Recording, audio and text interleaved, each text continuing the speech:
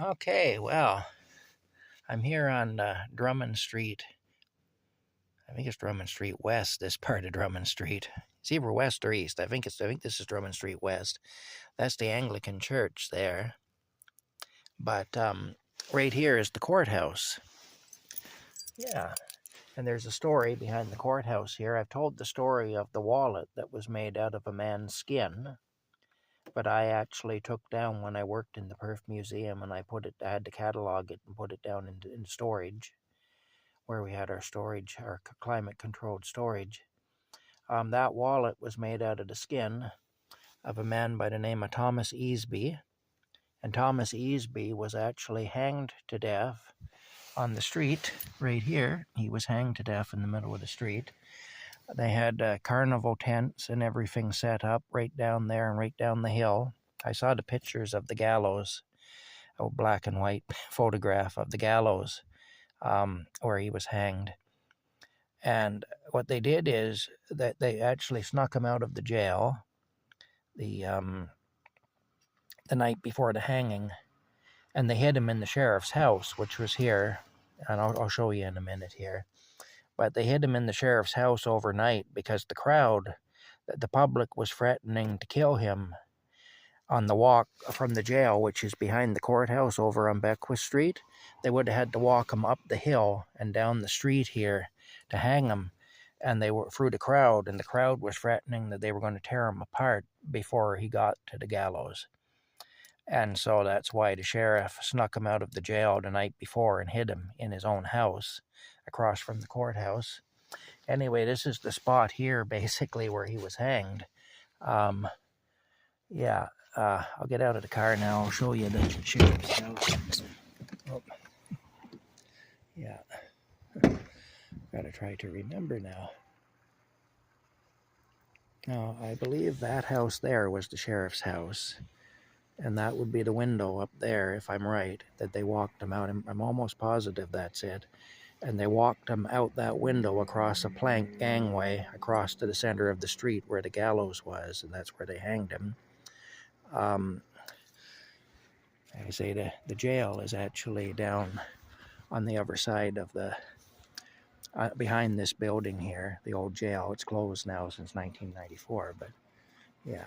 See some of the nice old architecture here. Perth was settled by Scottish stonemasons, so this is all stone architecture, which, there's a lot of stone around here. The fields are full of rocks. They're really not much good for farming, but they're excellent for getting stones to build stuff anyway. But here's the courthouse. Of course, there's the Anglican church beside it. But yeah, it was right here where Thomas Easby was hanged to death.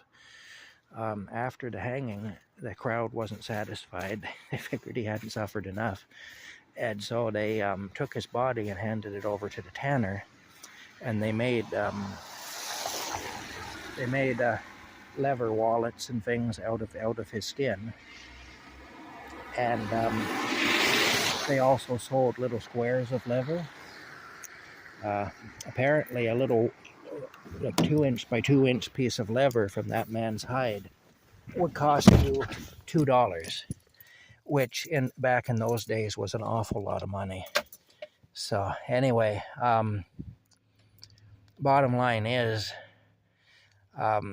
that's the story anyway. What had happened, why the crowd was so angry with Thomas Easby, was because he had duped the people in a big way. He had taken a hatchet and he had murdered his entire family in the middle of the night. Oh, I'm getting pains again. Ow, jeez. Sometimes it hurts real bad.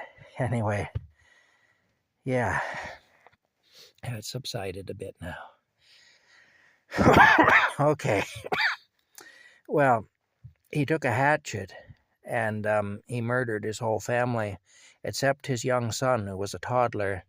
When he went to kill his son, he was unable to do it. His son actually woke up. He killed them all in their beds. His son woke up and looked up at him when he was about to bring the hatchet down on him, and he couldn't bring himself to do it. And so he picked his son up out of the bed and carried him outside. He'd already murdered everybody else, his wife and his other children. Carried his son outside, and then he went back into the cabin and he set it on fire. He broke a coal oil lantern and set it on fire that way. And in those days, fires from coal oil lanterns weren't unheard of. So it wasn't an unbelievable story that he had had a coal oil lantern fire. You know, that's what destroyed his his cabin, and that his story was that he was able to get his son out, but he wasn't able to rescue the family as a whole.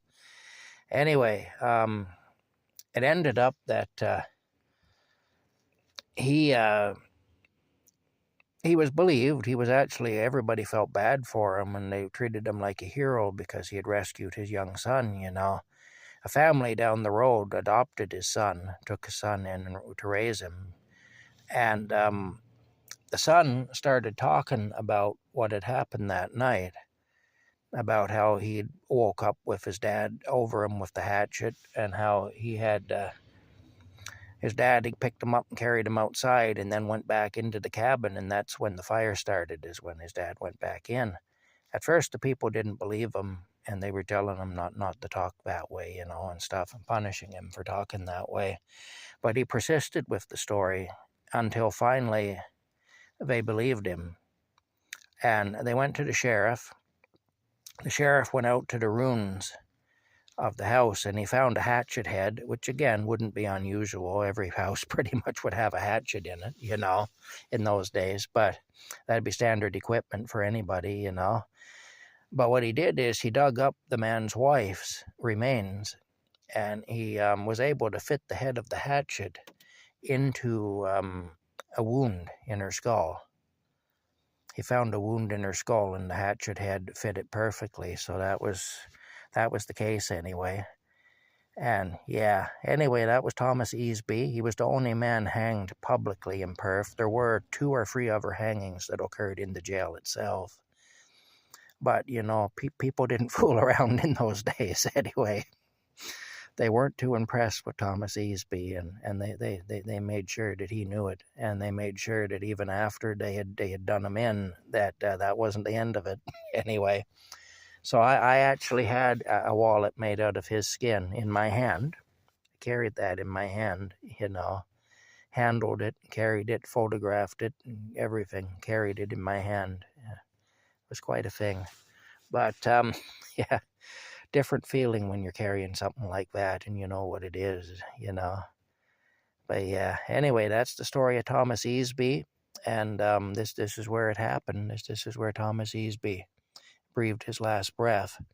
Oh, as a side note, before the sheriff took him out over the gangplanks there, walked him over to people's heads to the gallows to hang him. Of course, all the people were waiting for him to be marched up the hill and up the street to be hanged, but they were quite surprised when the planks started to come out the windows over to the scaffold, you know, and they saw the sheriff march them right out over their heads. But before the sheriff hanged him, he fed him a hearty breakfast of ham and eggs. Just for the record, Thomas Easby had a hearty breakfast of ham and eggs before he was hanged. Anyway, that's what the write-up said anyway about it. That he enjoyed a hearty breakfast of ham and eggs before he was sent to his maker. Anyway, that's it. Not a very Christmassy story, I know, but, you know, I just happened to be in Perth, and I happened to be going past here, and I know the story, so I decided I'd relay it. I relayed it once before in another video. Anyway, that's it. We'll see you later.